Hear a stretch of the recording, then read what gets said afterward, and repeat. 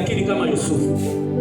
Kutoka hapo Yusufu akapewa nafasi ya yeye kuwa mkuu, waziri mkuu.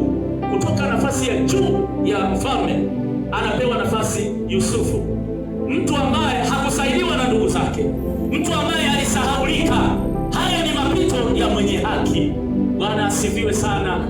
Wakati mwingine unaweza ukapita kwenye baadhi ya maeneo ukakata tamaa, ukazani kwamba ndoto zako ndio zimeishia hapo, na ya kwamba inawezekana ukiangalia hauoni chochote, lakini mkono wa Mungu ulikuwa juu ya Yusufu.